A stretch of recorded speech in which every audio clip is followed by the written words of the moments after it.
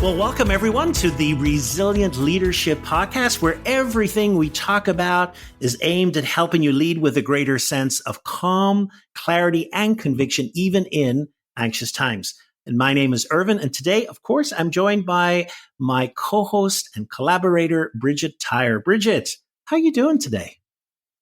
Well, Irvine, I'm doing great. As we were saying right before you push the record button, I am jazzed about today's topic, which you brought forward, and I eagerly said, oh, yes, we got to tackle this. This is going to be a good one. And I've already learned some things as you and I have sort of begun to talk about it. So let's not keep our listeners waiting, even though they probably saw the title of it. But That's true. That's true. Yes. Give them just a little bit more of a sense. Sure. Well, today's topic is called Make Room for Gen Z. And, you know, the workplace is about to encounter some more rapid change on top of the rapid change that has been coming because a new generation is entering Gen Z. Now, those are individuals who have been born between the years of 1997 and 2012. And actually, they make up about 25% presently of the U.S. population. And here's an interesting thing. They are the most diverse generation in this nation's history. And so, you know, as they come into the workplace, they're going to add to the diversity of the workplace. And what's more, it's soon going to be the most populous generation on earth, with more than a third of the world's population able to call themselves Gen Z. By 2025, they'll make up 27% of the global workforce. Now, wow. Here's what's interesting. The press has not been all positive about this generation. And it was funny. I was just, you know, looking at some headlines and some of them I saw on the internet were Gen Z, the problem children of the workplace, or are Gen Z impossible to manage? The lazy worker enters the workforce. Now, ouch. Wow. Ouch is right. And imagine reading that and what's happening as we form opinions, even among a generation perhaps we have not encountered in the workplace. And so therefore, you know, I often think, you know, we've done a great job trying to say we shouldn't be biased, but this seems to be one acceptable area that we can moan and groan and have biases about. So in today's episode, what I'd love us to do is have a conversation about this new generation, not with the view of really joining the bandwagon of criticism, but rather to be able to, in a wonderfully reflective way, try to understand what's going on here. Yes. What are their motivators, and how can leaders best embrace the opportunities to understand, because this is going to be part of the workforce, whether we like it or not. So, Bridget, I'm curious, you know, you can't have been immune to some of these headlines out there, and you yourself have children and have been around kind of different generations. So, you know, what have you heard, and have you been exposed to some of this negativity too? For sure. And I would say that, you know, some of my clients, I have a number of Gen Xer clients. I have some Boomer clients. I have a few Millennial clients. I would say the older the client is, the more I've heard them struggle with the Gen Z folks. Yeah. You know, it's like it's not easy for them to connect with and relate to this group. Yeah. And so I definitely heard that. Now, interestingly, talk about negative press. I just read the other day. So I really like the actress Jodie Foster. I don't know if you're familiar with her, but she's in a new series right now. And so she's sort of come back into my, you know, attention. And because of that, I just read something she said about Gen Z. She goes, I find them very annoying to work with because, you know, they come into work at 10:30 and they have bad grammar. Oh. I was like, wow. So there you have it, right? Yeah. Isn't that interesting? So definitely heard some of this. And Irvine, you know, what about you? Now, you certainly talked about the headlines, but how about your own clients? Have you seen something there? Yeah, like you, I have heard some things. You know, to me, it's almost like if something's going wrong, people find it a great scapegoat just to blame itself. Oh, no, it's just a different generation. They don't, you know, and they don't understand, or they don't do this, or they don't do that. And I think part of it is I often reflect, well, what was I like when I entered the workforce? Or I'm sure other people thought that there were problems with our generation. But I do agree. I think it is a pivotal moment where clients are actively beginning to deal with this new workforce that is entering this new generation. And I think, they really are struggling to tend to understand, how do I manage this? Because I think part of it is, they're nervous. Can I relate? This is a whole new experience. So yeah, I think there is a lot of need for growth and understanding. Mm-hmm. Yeah, you just hit on it. They're nervous and they're anxious. Yeah. Right? Yeah. So, maybe this is a great place to start, Bridget, because I know some listeners probably are aware of the whole generations out there. We have now 4 active generations in the workplace. So maybe a great place is just to spend a few moments and just kind of give a summary of who might we encounter in the workplace today from the different generations. Yeah. So let's talk about, what is a generation? I mean, it's a group of people who've been born around the same time. And because of that, they have been shaped by some similar events. They have a context. They have a shared context, right? We've talked on this podcast about how, as human beings and as leaders, we're shaped by things like our family of origin, right? Yeah. Our culture. Yeah. What we haven't really talked about is how we are shaped by our generational context. And it shows up in the workplace and it shows up as leaders. So let's talk about a few of those generational groups. So, of course, we have the boomers, and they were born between 1946 and 1964. And boomers really pushed against some of their parents' values and conformity. And they're the generation that began to experiment in big ways. The sexual revolution, the March for Civil Rights. And for many of them, work wasn't just something you did to put food on the table. It shifted to be a sign of status and reward. And there was this promise of, one day I'll retire and then I'll live the good life. Then there's Gen Xers. They were born between 1965 and 1981. That generation was born into global chaos and in a time period where a lot of things happened, like the Berlin Wall came down. There was a global energy crisis. There was rampant inflation, reframed by consumerism and corporate profiteering, which shut down factories and sent jobs offshore. And there were waves of layoffs. And so Gen Xers learned to never fully trust the stability of their jobs. I think that's kind of an interesting, at least, might not apply to everybody, but that might be a shared characteristics. And then millennials. What about millennials? So I have 3 children who are millennials. They were born between 1982 and 1996. And in this period, a divorce increased. It became more of a norm, right?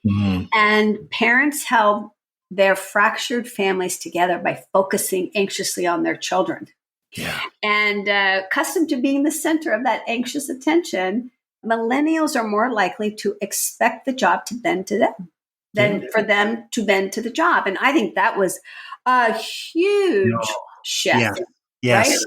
Like boomers are like, what are you talking about? Just do your job and stay quiet. And the millennials are like, I would like you to do this, this, and this. So, Irvine, which generation are you in and what resonates with you? Well, I was born in 67, so I kind of make the Gen X. And, there's a lot that resonates there. Plus, as I've talked in other episodes, I'm also a child of the Troubles. So I grew up in a very interesting context all around me as well, which added, this global crisis and crisis around me. But I really do resonate with this ability to want to be independent. I think Gen Xers want to be very independent. And I don't think we trust the system. We don't trust. I think we were a generation that didn't, maybe, the job is not going to be secure. So maybe I just have to trust myself. And I think that's a part of it. I struggle to ask for help. I'm a very independent person. And I think I share that with a lot. And when I think of my classmates and I think, of our careers and it's very much, that's kind of part of what I've kind of embraced. How about yourself? Yeah, I am a boomer.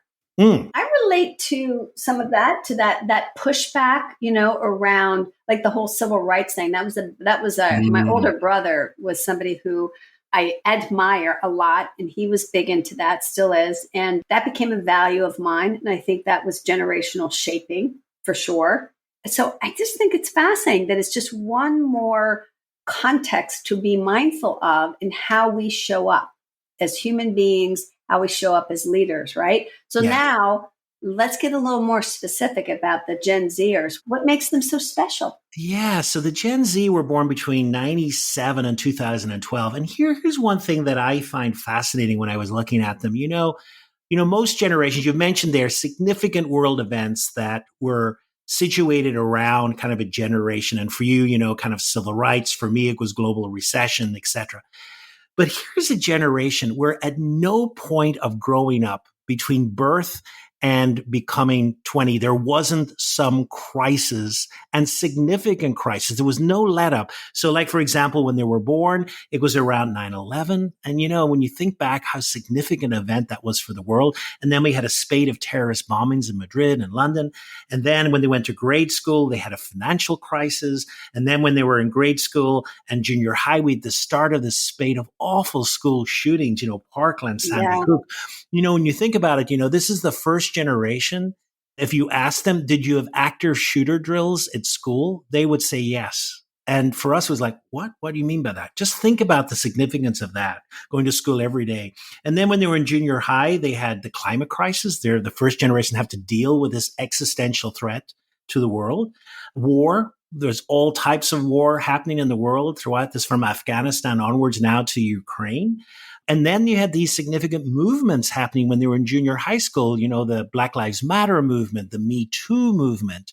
And then finally, here they are in junior high school about to graduate, and the pandemic comes.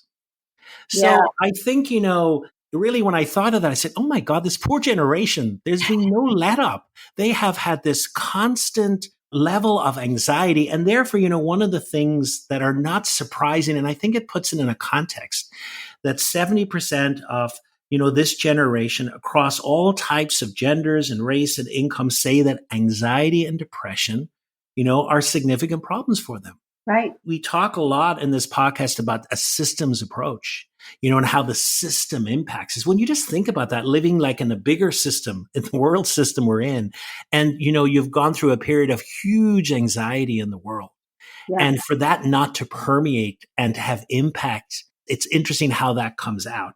I really think, that is something to really consider and be thoughtful about when when we're talking about maybe some of their priorities in the workplace, because I think that really, really carves out some unique perspectives. Mm-hmm. I'm curious, Bridget, what other priorities come up for you? Have you seen, with this new generation, Gen Z? Well, first of all, I want to say that while you were talking about all of the crises that were the backdrop of their lives and the anxiety that would naturally create, it makes such sense, because anxiety is a state of unease in the face of perceived or real threats, right? Yeah. So of course there would be that. The other thing that occurred to me while you were talking is I have a daughter she's a millennial, but she's sort of on the cusp. She was born in 1995. So if she had been born 2 years later, 1997, she'd be considered a Gen Zer, right? Yeah. Yeah. Absolutely. And I hear in her some of the same concerns, some of the same things that you were just talking about. So to our listeners, we recognize that these generational groups, you could be born on the cusp and you kind of relate to a couple of them, right? Yeah, absolutely. Here's the thing. If as a Gen Zer, you've grown up in the context of lots of threats and anxiety percolating in the background of your society, it's not surprising then that mental health would be a core concern for you. You yourself may have mental health challenges, right? Yeah. And according to a Duluth study regarding Gen Zers, 44% of them have recently left their jobs due to work depression. So that tells you something right there. Yeah. And consequently, they really do value employee mental health and value companies that take that seriously. Yeah. And put in place, initiatives, although I think there might be some skepticism around that. Yeah. So that's a core area. And it's interesting, Bridget, I think even there's even a little difference between millennials. Like, millennials were ones that was kind of like work-life balance was important. And I think for Gen Z, it's even a little nuance from that. It's more that I have these mental health issues. How supportive are you going to be? What initiatives are you going to show? And are you listening? So it's even a different nuance. So it is. Yeah. And what a gift if you think about it, because from a historical perspective, in this country, we've not paid attention to mental health. We've not Yeah. even talked about Yeah. it until recently. Yes. At Yeah. least now it's on the table. Absolutely. You already mentioned this, but I think it bears repeating that diversity is a core concern of Gen Zers because they themselves are a diverse group of people. Yeah. So they value diversity and they expect diversity in the companies that they work for. And there was an interesting statistic here where 83% of Gen Z workers affirm that workplace diversity matters. And around 33% declare they wouldn't apply for a job in a company where diversity is not considered. So that's really interesting. And it's not just diversity of ethnicity, it's diversity, regarding all things, gender, sexual orientation, socioeconomic backgrounds, and so forth. And then they are the first digital natives. They were the generation that was born into a time of tremendous technological innovation and were raised on the internet, not literally, but figuratively. Yeah. And so the cool thing about that is information was at their fingertips and they learned to be, I think, they know how to learn. They know how to, go online and figure stuff out, right? Yeah. And then, of course, social media became ubiquitous. There's pluses and minuses to that. It allows Gen Zers to stay connected to their peer group in a much more different way than previous generations. But on the other hand, too much of that screen time, whether it's social media or otherwise, is linked to depression and anxiety, sometimes low self-esteem, sometimes body image issues. So there's some real interesting core concerns here that they bring to the workplace. Anything to add to that, Irvine? Just one comment on the three of those. When you think about it, I don't know about you, but I hear, what are areas that leaders need to work on in the workplace in the future? Those three areas are the areas we need to work on our diversity and diversity in its wholeness, making sure that everyone's heard, got a place at the table, that we're considering all voices. We need to adapt to new technology because that ain't changing, and then everyone since COVID is worried about their own mental health and about that. So I think, I think the gift of Gen Z is they are bringing forth these issues, which whether we like it or not, we have to deal with. Everyone has to deal with. And here you have a generation brought up in that who are very comfortable in that. So maybe we've a lot to learn from their level of comfort in those three areas. But I think I'd add two other things. One is that this is a really idealistic generation. They're very socially conscious. They grew up in climate change, this existential threat. They feel the weight of this responsibility that if we don't change the way the earth is at the moment, then what's the legacy? How are we going to live? And I think that they're looking for ways to have a positive impact in the world. And they care about that. And they care about diversity. They care about people being treated correctly. So it's such a wonderful trait. And then prepare to be surprised. So this is the one that blew my mind. So if you'd said to me, hey, what form of communication did Gen Z like? I would have tried to back to you. Well, I just believe that they want to be texted to and that's it. And they don't do well in communication. And yet the evidence actually points otherwise. I came across this great some research done by the Ann Casey Foundation, does a lot of research around children. And they said, what that question asked to Gen Zers, what communication type do you like the best? And 90% said their favorite form of communication was in person. It wasn't text. It wasn't email. It wasn't chat group. It wasn't DMs or FaceTimes or Snapchats or Skype. It was in person, which part of it is, at the core, we are human beings and we thrive for connection. And maybe, it's a digital blip here, but at the core, we still want connection. And it's a reminder that no matter what the generation is, that human contact, and maybe they don't fully have the skills to have that contact or the skills to develop it, but they want it. Yeah. And they know what it's like to not have it because a lot of them were in school during the pandemic, maybe in college or what have you, and kind of missed it, I would imagine. Yeah. Where I'd love to go with this conversation, is then how do we manage this incoming group, this increasing diversity in the workplace? And, we both started by saying, we hear all this exasperations, from employees and we hear, anecdotally that, Gen X don't get on with millennials don't get on with baby boomers and they're at each other, and these conflicts are beneath the surface. And I think, I believe that, you can talk some very practical strategies, but I think the core skill that a leader and a manager and a peer can bring in the workplace today is really empathy, because empathy really attempts to listen and bridge the gap, to really begin to understand some of that experience. I think when we understand, what it's like to walk in another person's shoes, I think we begin to understand, maybe this is where some of these values are coming from and some of these needs. What do you think, Bridget? Yeah, I think the phrase walk in another's shoes is the key part of that, because if we don't spend time learning about these other generations that we're not a part of, but perhaps we are supervising, we can't leverage their perspective or their gifts. Right. Yeah. So I think it begins with listening. Yeah. And really leaning in and getting curious about, let's say, these Gen Zs on your team. Being curious enough to ask really good questions and then listening to the answers so that you have an understanding of where they're coming from. And what that does when you listen, when you ask questions from a place of curiosity, what that does is it begins to break down and dispel stereotypes. Yeah.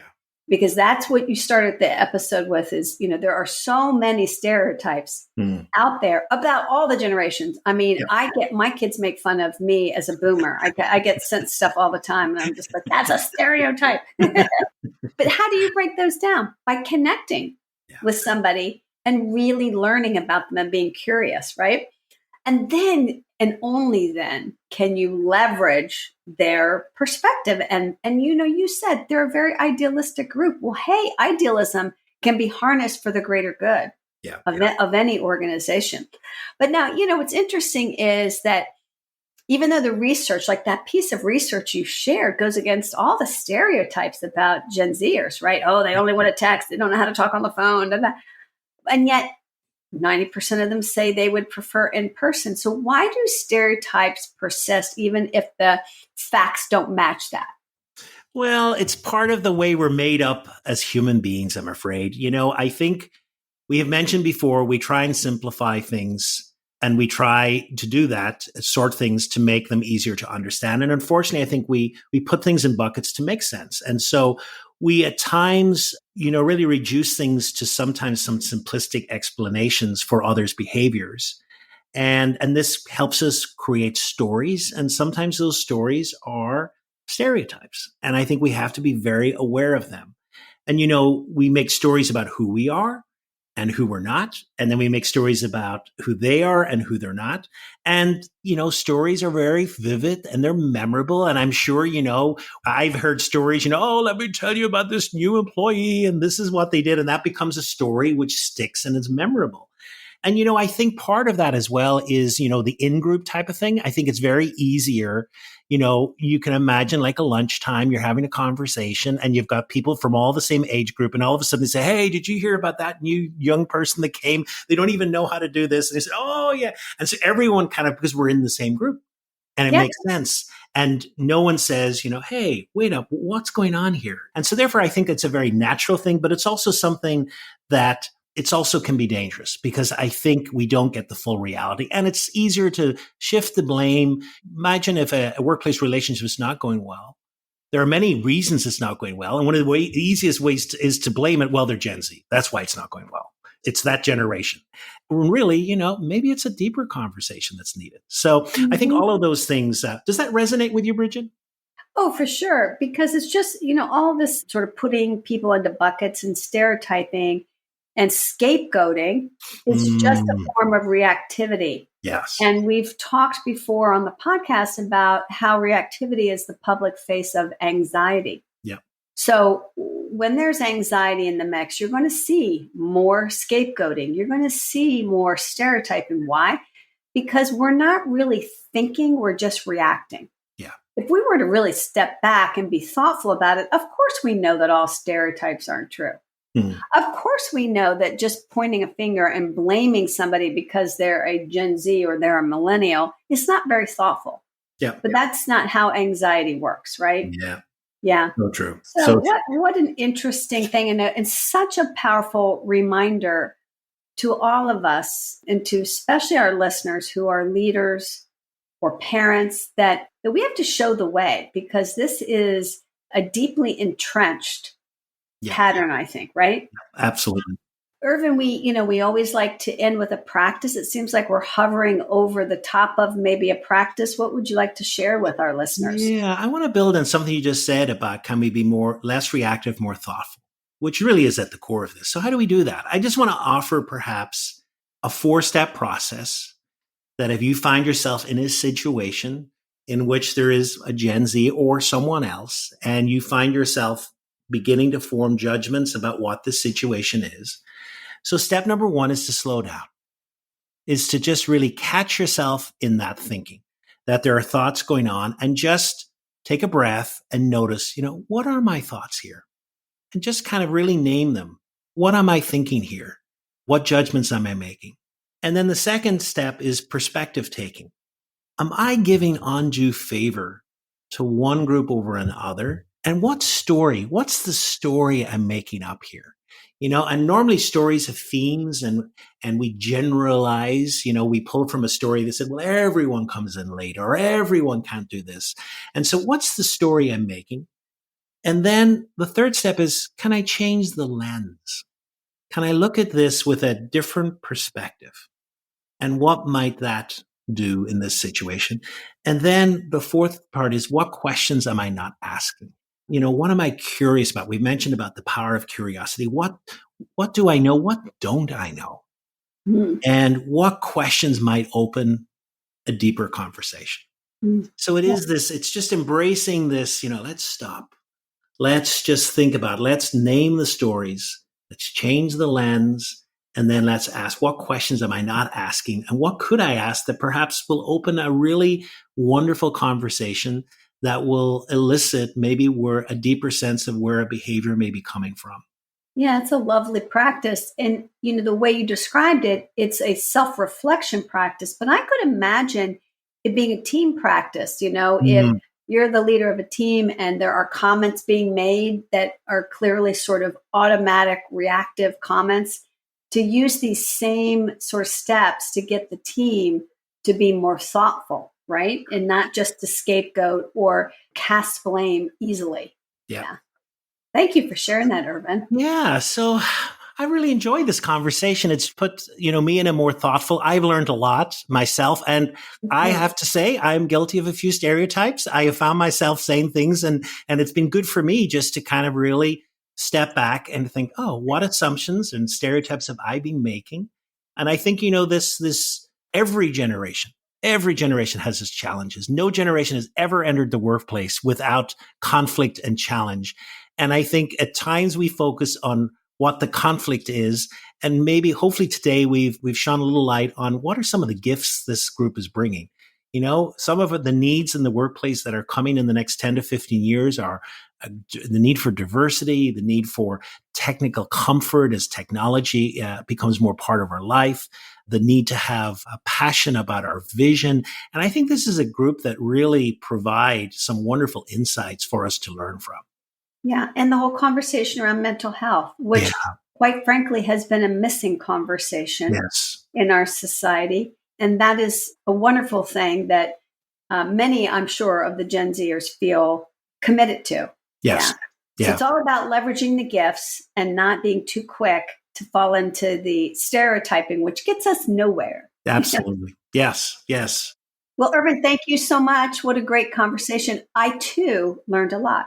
Wonderful. Well, thank you, everyone, for listening. Hopefully, you found this helpful as well.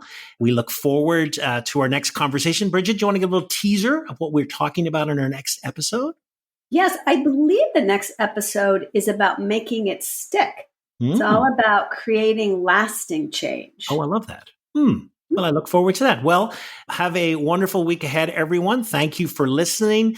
Like always, if you feel that this podcast, if you hear some of your friends talking about this new generation and then they're pulling their hair out, why don't you just suggest this episode and spread the word? We appreciate you listening. We appreciate you spreading the word about the podcast. And until the next episode, thank you so much. Take care.